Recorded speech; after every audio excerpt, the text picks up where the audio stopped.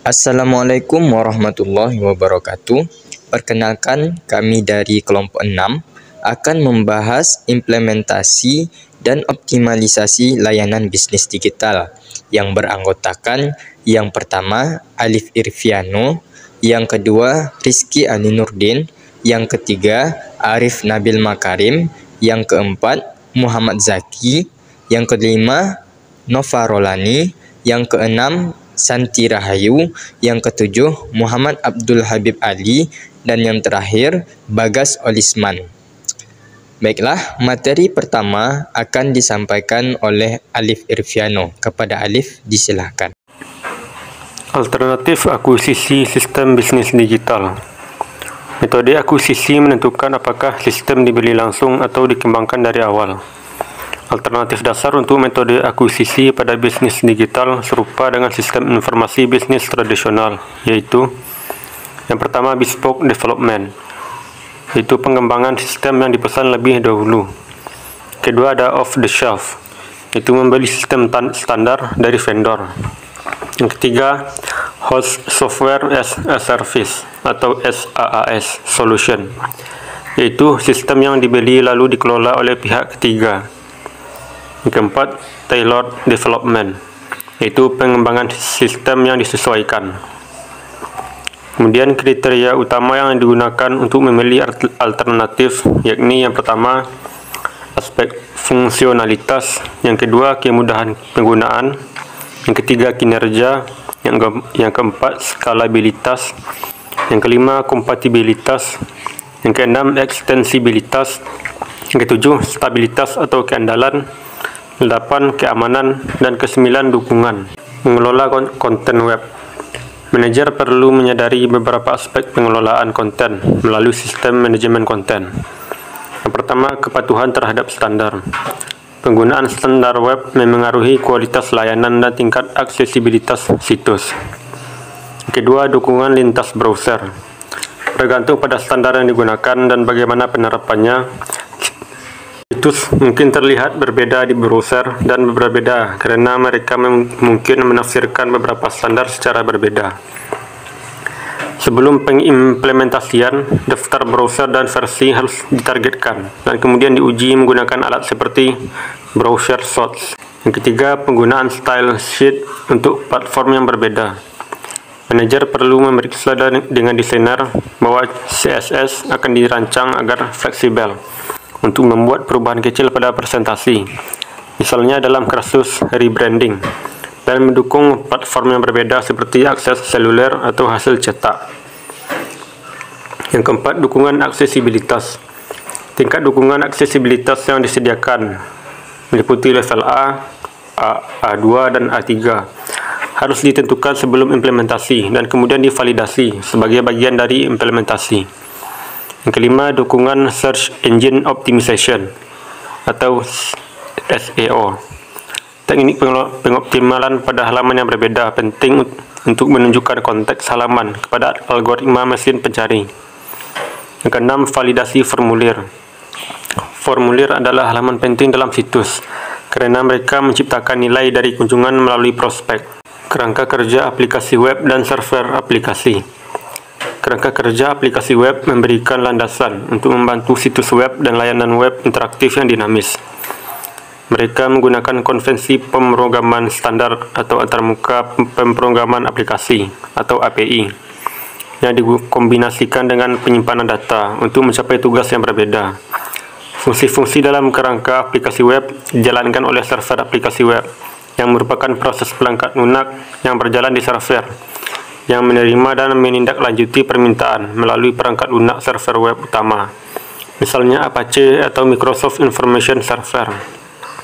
Sistem manajemen konten atau CMS menyediakan metode bagi non-spesialis untuk memperbarui halaman situs web.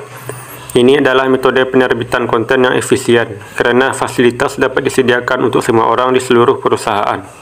Memilih server e-commerce.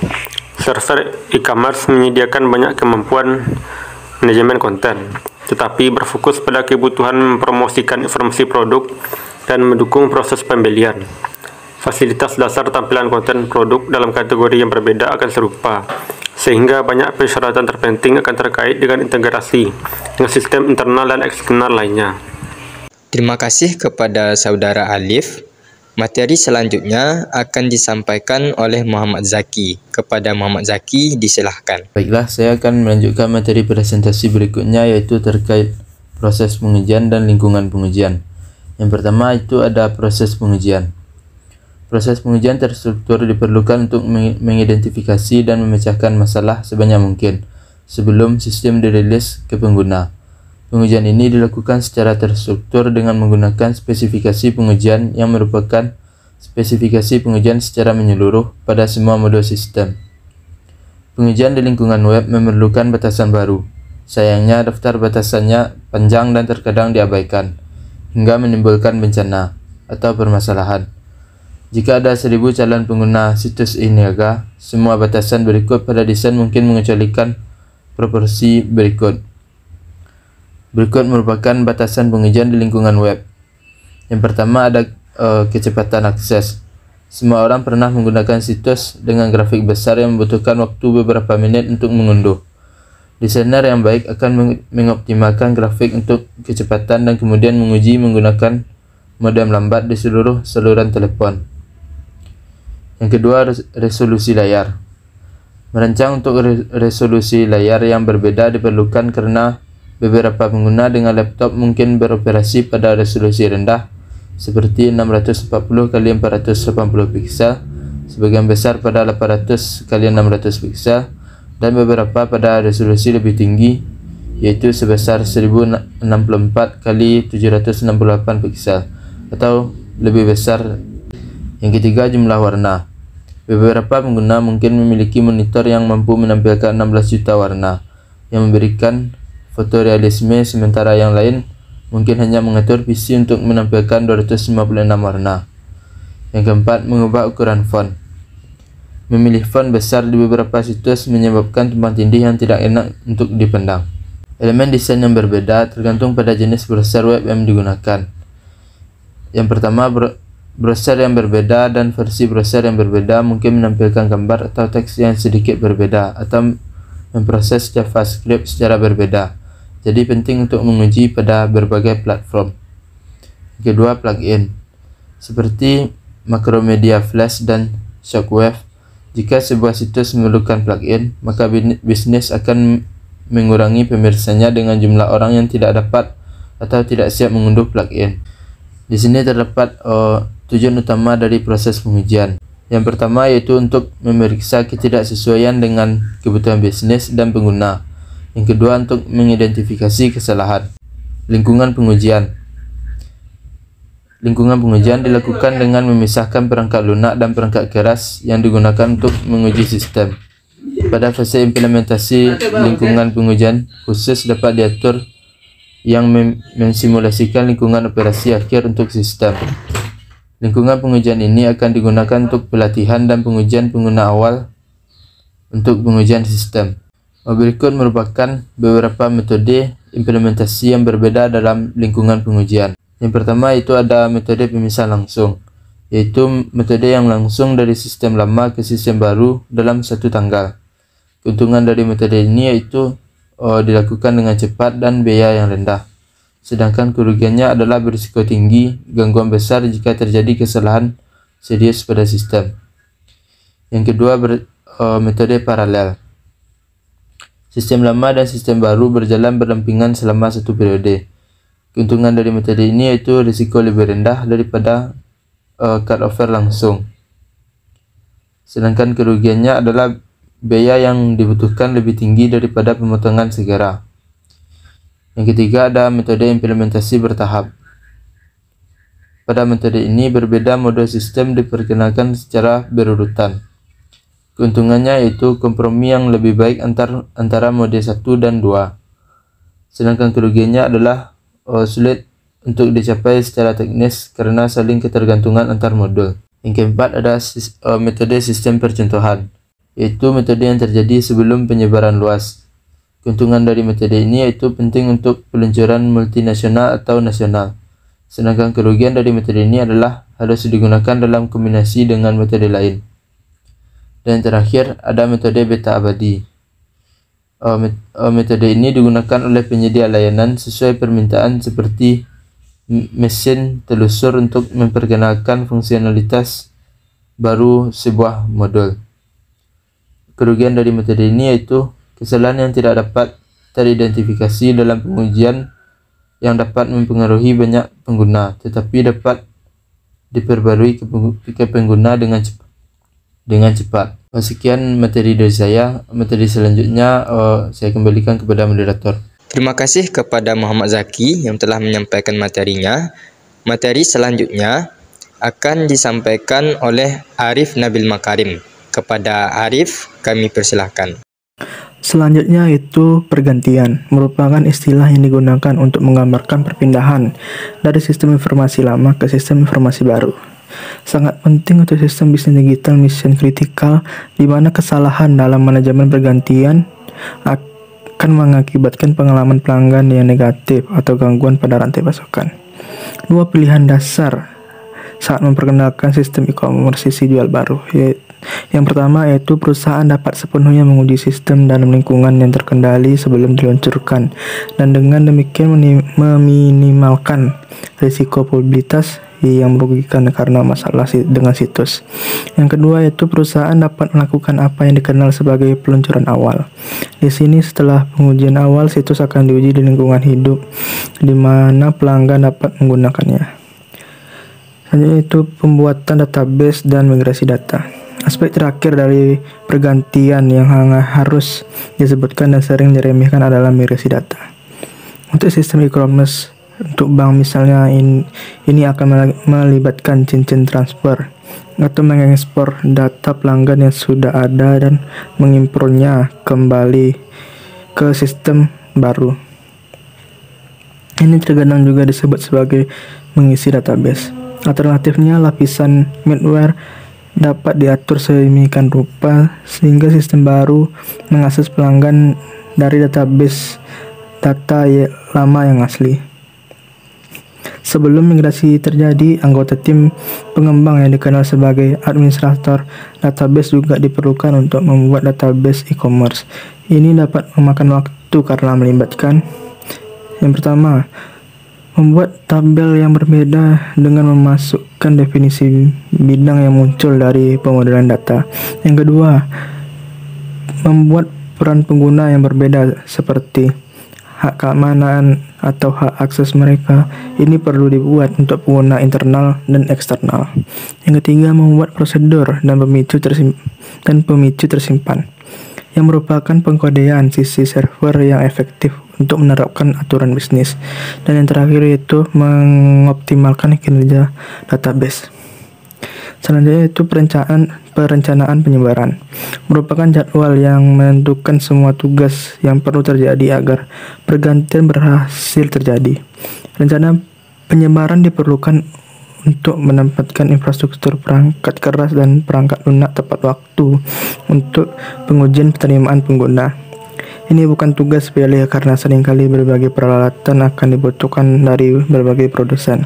Meskipun manajer proyek pada akhirnya bertanggung jawab atas perencanaan penerapan, banyak perusahaan menggunakan integrator sistem untuk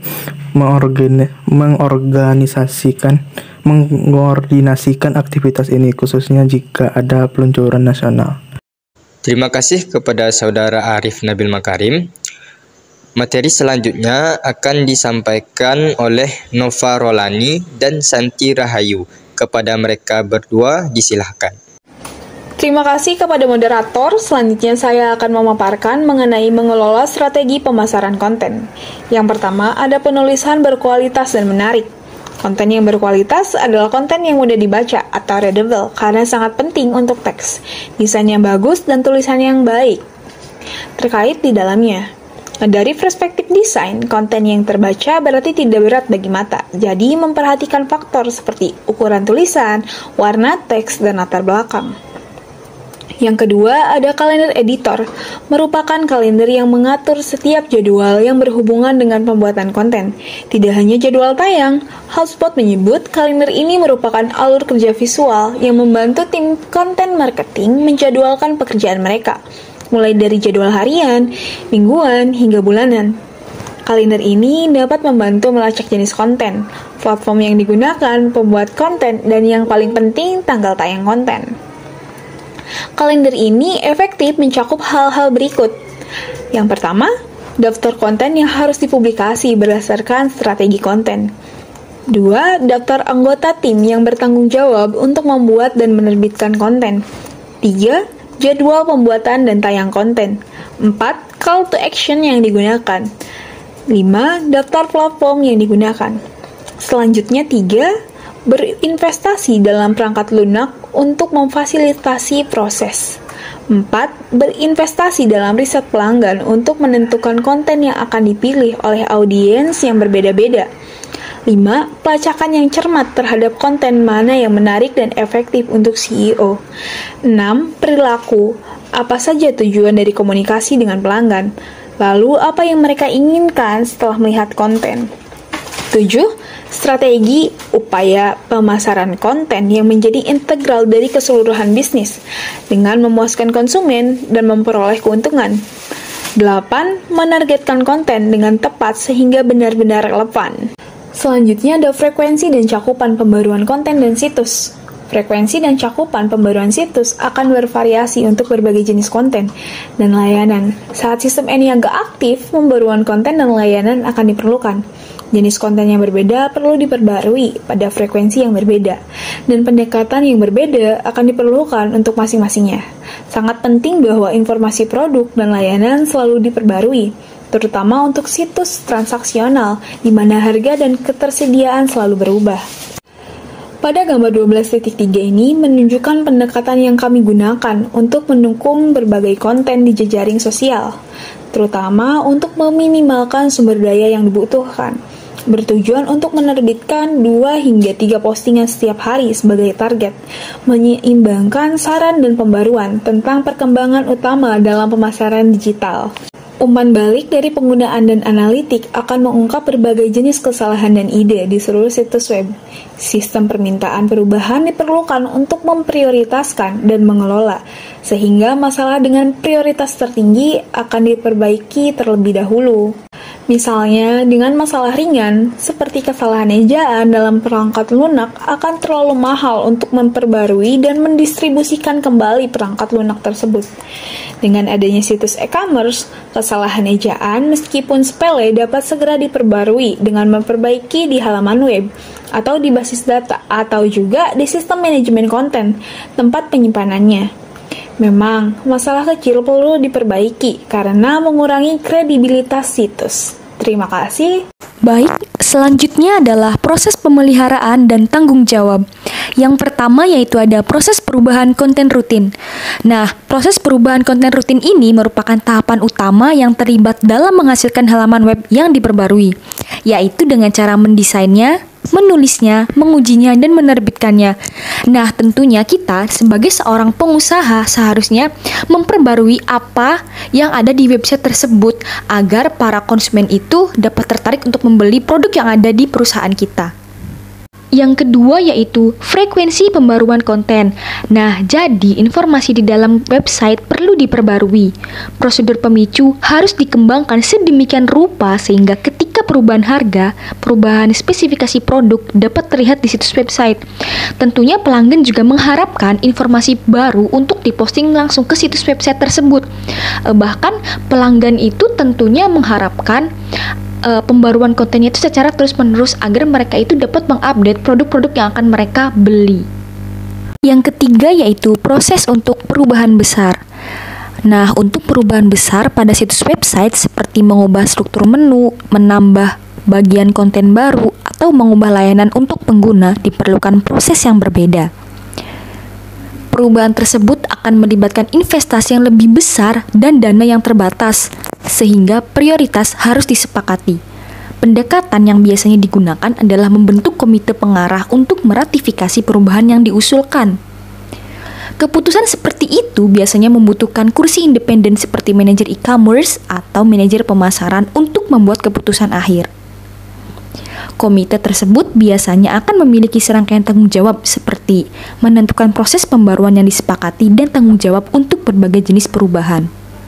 menentukan standar situs untuk struktur, navigasi, dan tampilan dan nuansa, menentukan alat yang digunakan untuk memperbarui dan mengelola konten, menilai proposal untuk perubahan besar pada standar situs, konten, dan layanan.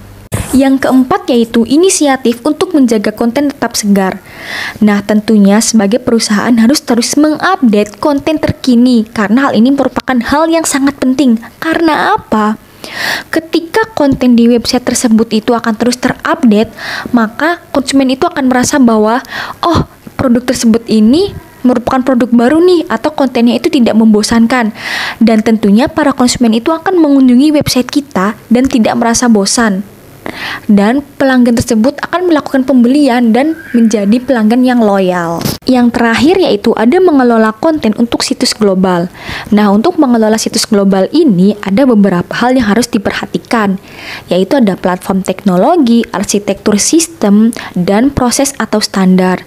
Platform teknologi tersebut merupakan sistem lunak umum yang akan mengurangi biaya pembelian, pembaruan, dan pelatihan integrasi dengan perangkat lunak umum untuk manajemen hubungan pelanggan dan sistem evaluasi pengukuran yang akan menjadi yang paling efisien.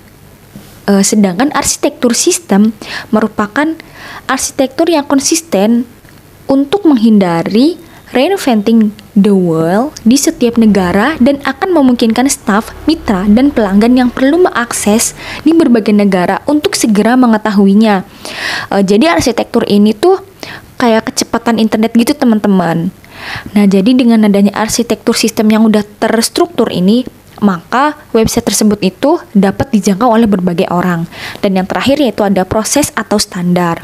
Nah, proses atau standar ini untuk peninjauan konten pemasaran, perlindungan data, dan alasan hukum seperti yang dijelaskan di bagian sebelumnya. Nah, kebijakan ini tuh tentang penandangan dan pengarsipan juga diperlukan. Jadi kayak proses ini tuh untuk kayak menjaga data-data yang sudah masuk ke website tersebut agar tetap terjaga. Baik, terima kasih. Sekian dari saya. Selanjutnya saya kembalikan kepada moderator. Baik, terima kasih kepada Nova Rolani dan Santi Rahayu yang telah menyampaikan materinya. Materi selanjutnya akan disampaikan oleh Bagas Olisman dan Muhammad Abdul Habib Ali. Kepada mereka berdua disilahkan. Baik, terima kasih. Di sini saya akan menjelaskan tentang prinsip manajemen dan peningkatan kinerja. Setiap organisasi ataupun perusahaan dan lain sebagainya, tidak ada yang ingin kinerja lembaganya lebih buruk dari waktu ke waktu. Tentunya setiap organisasi atau perusahaan ingin kinerja lembaganya lebih baik dari waktu ke waktu. Dalam proses memperbaiki kinerja atau melakukan peningkatan kinerja, tentunya ada cara atau rangkaian dalam menuju perbaikan kinerja tersebut.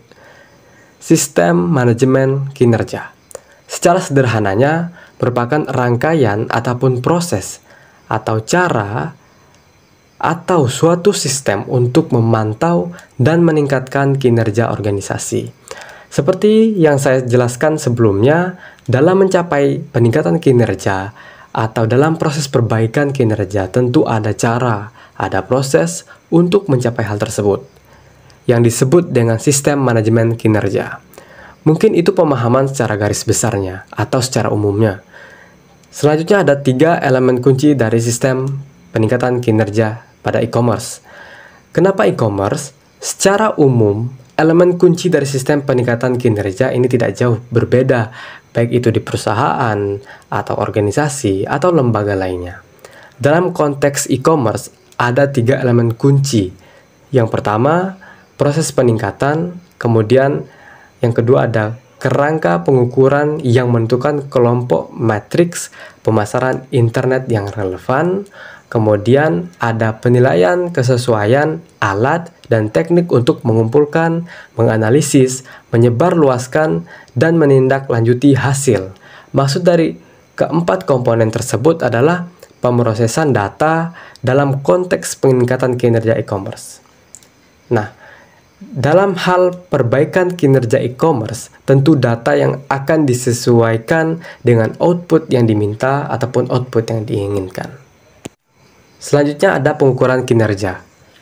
timbul pertanyaan, kenapa kita harus melakukan pengukuran kinerja? Karena dalam meningkatkan kinerja, tentu kita harus tahu bagaimana kinerja organisasi atau perusahaan saat ini sebagai tolak ukur ataupun ukuran untuk melakukan peningkatan kinerja. Nah, dalam pengukuran kinerja, tentunya kita harus tahu apa itu pengukuran kinerja itu sendiri. Pengukuran kinerja adalah proses mengukur efisiensi dan efektivitas kinerja.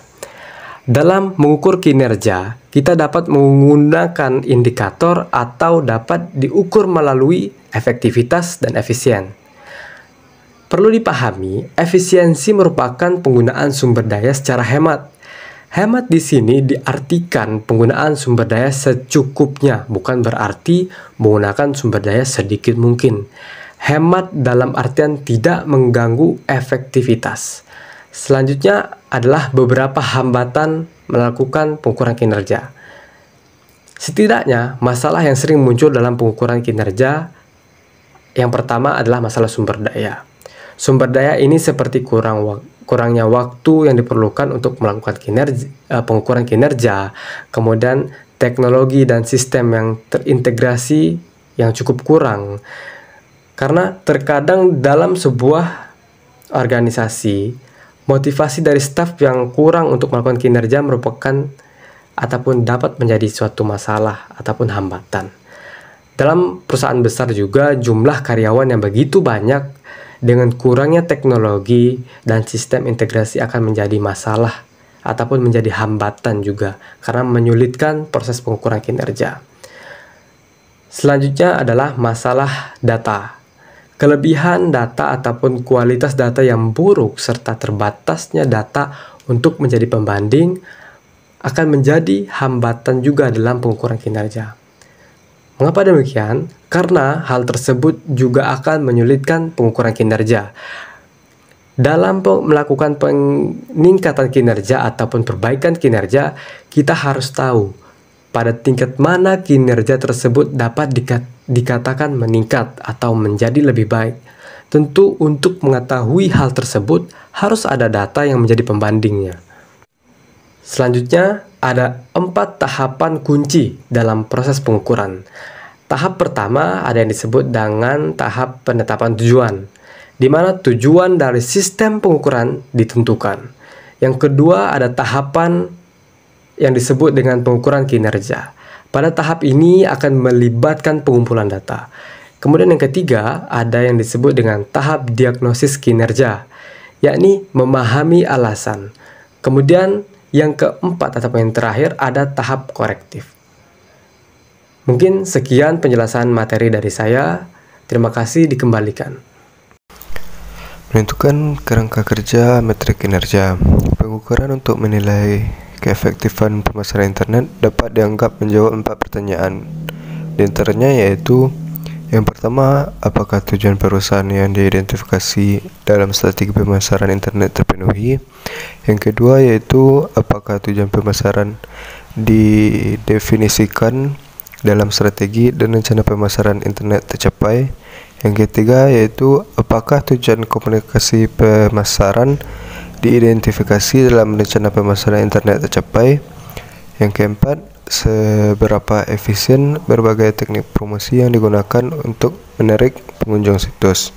Pada tahun 2000, Cafe menunjukkan bahwa organisasi menentukan kerangka pengukuran yang mendefinisikan pengelompokan metrik tertentu yang digunakan untuk menilai kinerja pemasaran internet.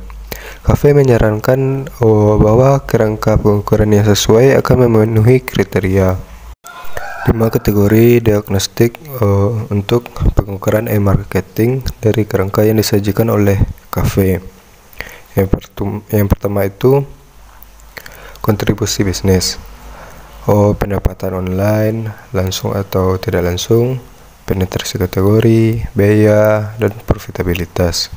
Yang kedua itu hasil pemasaran seperti leads, sales, service contact, dan lain-lain.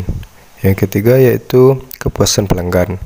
Di antaranya itu kegunaan situs, kinerja atau ketersediaan, strategi kontak, pendapatan, sikap, dan lain-lain. Yang keempat itu perilaku pelanggan, profil, orientasi pelanggan, kegunaan, aliran klik, dan tindakan situs. Yang kelima itu promosi situs, efisiensi daya tarik, efisiensi perunjuk, biaya akuisisi, dan jangkauan. Pertama, saluran promosi. Itu tindakan yang menilai mengapa pelanggan mengunjungi situs, iklan mana yang telah mereka lihat, dan dari situs mana mereka dirujuk. Yang kedua itu saluran perilaku bisnis. Setelah pelanggan tertarik ke situs, kamu dapat memantau konten yang diakses, kapan mereka mengunjungi, dan berapa lama mereka tinggal, dan apakah interaksi dengan konten ini menghasilkan hasil pemasaran yang memuaskan seperti prospek atau penjualan baru. Yang ketiga itu kepuasan saluran. Kepuasan saluran dengan pengalaman online sangat penting dalam mencapai hasil saluran yang diinginkan. Meskipun sulit untuk menentukan tujuan tertentu, namun ini tidak dilaporkan secara langsung melalui analitik web, sehingga seringkali tidak dilaporkan. Metode online seperti kuesioner online, kelompok fokus, dan wawancara dapat digunakan untuk menilai pendapat pelanggan tentang konten situs web dan layanan pelanggan, dan bagaimana pengaruhnya terhadap persepsi mereka secara keseluruhan. Yang keempat itu hasil saluran. Tujuan pemasaran tradisional seperti jumlah penjualan, jumlah prospek, tingkat konversi, dan target akuisisi dan retensi pelanggan harus ditetapkan dan kemudian dibandingkan dengan saluran lain. Yang kelima, profitabilitas saluran. Kontribusi terhadap profitabilitas bisnis selalu menjadi tujuan akhir e-commerce. Untuk menilai ini, perusahaan terkemuka menentukan target kontribusi internet untuk mencapai proporsi penjualan tertentu melalui saluran. Selanjutnya yaitu evaluasi multi saluran. One-to-one media merangkum rekomendasi dari Forrester, yaitu jumlah total pelanggan hybrid. Ini termasuk jumlah dan proporsi siapa, riset online dan beli offline. Yang kedua itu distribusi dan tingkat pembelanjaan pelanggan hybrid tersebut, proporsi, urutan rata-rata nilai, dan jenis pembelanjaan kategori untuk pelanggan ini. Yang ketiga, konversi lintas saluran. Misalnya peneliti online yang beli offline, dan potennya biasanya sebaliknya. Yang keempat, pembelanjaan pelanggan dengan pesaing berdasarkan saluran. Ini harus ditetapkan dengan penelitian utama untuk setiap merek. Selanjutnya, contoh kartu skor kinerja multi saluran untuk retailer. Yang pertama yaitu ada hasil. Di antaranya itu pendapatan, kontribusi multi saluran, derajat penjualan multi saluran, biaya saluran, tingkat aset berkeringat, dan biaya infrastruktur multi saluran. Selanjutnya ada pelanggan dan pemangku kepentingan. Di antaranya kepuasan pelanggan secara keseluruhan, kecenderungan pelanggan untuk membelok, kecenderungan pelanggan untuk membeli, persepsi pelanggan tentang nilai ramah, dan terakhir integrasi pengalaman pelanggan. Selanjutnya proses inti, antaranya penggunaan multi saluran yang produktif, harga, kualitas pandangan pelanggan yang terintegrasi. Selanjutnya ada orang dan pengetahuan, di antaranya itu kepuasan staf, perilaku yang sesuai. Yang ketiga, kesediaan untuk mendiversifikasi atau memperluas merek. Selanjutnya, pengetahuan tentang pelanggan sasaran. Terima kasih kepada Bagas Olisman dan Muhammad Abdul Habib Ali yang telah menyampaikan materinya. Materi selanjutnya akan disampaikan oleh saya sendiri. Baiklah, saya akan menjelaskan mengenai mengukur pemasaran media sosial. Untuk mengukur seberapa besar keberhasilan dalam pemasaran media sosial, tentunya ada alat dan teknik yang bisa kita lakukan. Adapun alat-alat dan teknik yang bisa kita lakukan, yang pertama yaitu analisis file log berbasis server dari aktivitas situs. Nah, log filing ini akan menunjukkan siapa, jam berapa yang melakukan akses di suatu perangkat tertentu, sehingga informasi ini dapat membantu untuk mengetahui seberapa banyak intensitas seseorang mengunjungi website perusahaan yang akan digunakan sebagai tolak ukur keberhasilan pemasaran media sosial. Nah, kemudian yang kedua ada data aktivitas situs berbasis browser. Hampir sama dengan analisis berbasis server, namun data aktivitas situs berbasis browser ini memiliki tingkat akurasi yang lebih tinggi daripada analisis berbasis server. Kemudian yang ketiga, teknik yang ketiga yaitu aktivitas panel dan data demografis. Nah, teknik ini memberikan perbandingan dengan perusahaan lain serta data profil demografis. Namun, teknik ini bergantung pada ekstrapolasi dari sampel terbatas yang mungkin tidak representatif, sehingga sedikit lebih sulit untuk memahaminya.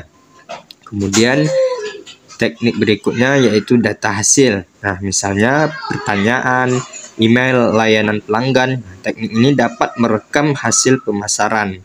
Kemudian, kuesioner online. Nah, kuesioner online ini merupakan teknik ini meminta kepada pelanggan secara acak untuk memberikan tanggapannya mengenai perusahaan, sehingga teknik ini dapat merekam informasi mengenai kepuasan dan profil pelanggan. Namun, teknik ini kesulitan dalam merekrut responden yang menjawab dengan lengkap secara akurat. Demikian saja yang dapat saya sampaikan. Terima kasih. Baiklah, demikian presentasi yang dapat kami sampaikan. Terlebih dan kurang kami mohon maaf. Assalamualaikum warahmatullahi wabarakatuh.